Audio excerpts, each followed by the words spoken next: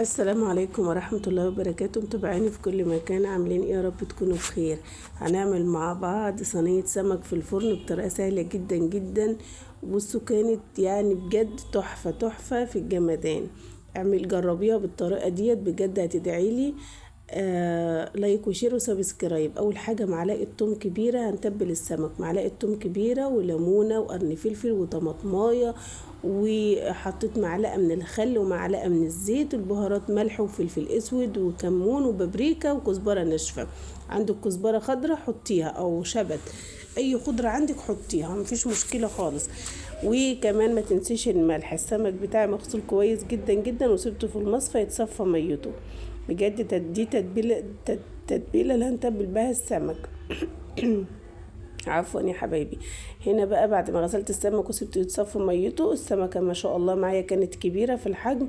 بدأت كده ايه اشقها 3 كده، او اعمل لها فتحات من النص، فتحتين او 3 فتحات، لان السمكة كانت كبيرة معايا. تمام كده يا حبايب قلبي. يلا اللي ما عملش ليه اشتراك في القناة ينورني بالاشتراك في القناة، وما تنسوش تفعلوا الجرس على كلمة الكل عشان يوصل له كل جديد. ما تنسوش تحطوا لي لايك للفيديو وكومنت حلو.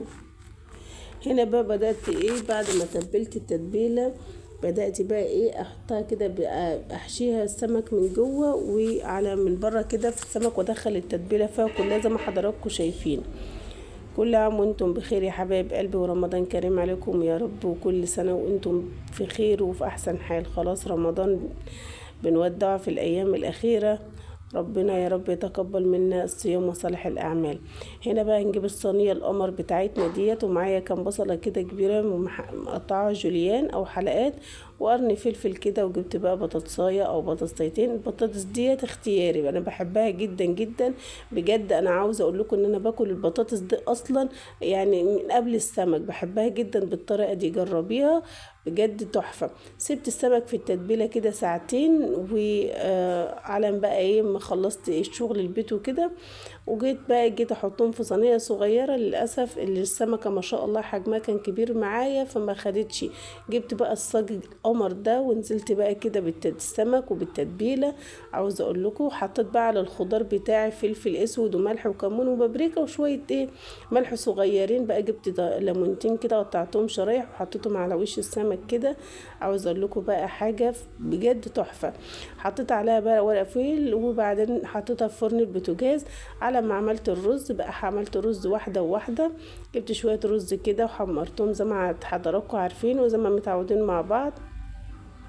وكنت غاسله بقيت كميه الرز نزلت عليها، ومعايا ميه سخنه في الكاتل بتغلي.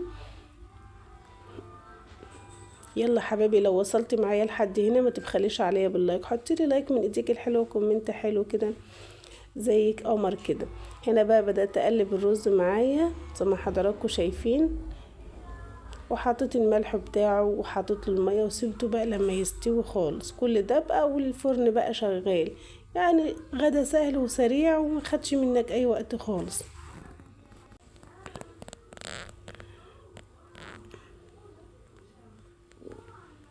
هنا حطيت الملح.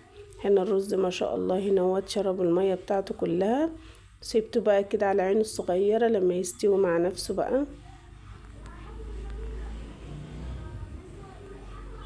خلاص بقى كان الاكل بتاعنا كان استوى، وهو ده كان فطارنا. فطار سهل وسريع كده. انا دايما بعمل الاكل على ما بخلص الاكل بيكون الاذان خلاص اذن، الاكل بيبقى سخن زي ما حضراتكم شايفين كده. ربنا يتقبل منا ومنكم الصيام وصالح الاعمال، وربنا يحسن ما بين ايدينا جميعا. ما تبخلوش على اختكم باللايك، حطوا لي لايك وايه وكومنت حلو. بصوا بقى الجمدان وبصوا الحلاوة، بجد صينية سمك تحفة تحفة تحفة تحفة. شلت الفويل من عليها وولعت الشواية، خدت اللون القمر الجميل ده. بجد الكاميرا ظلمة لونها، كانت لونها حلو جدا وطعمها حلو جدا. عاوزة اقول لكم ان طعمها يعني بصوا جميلة جدا بالخضار كده، واخدة من طعم الخضار.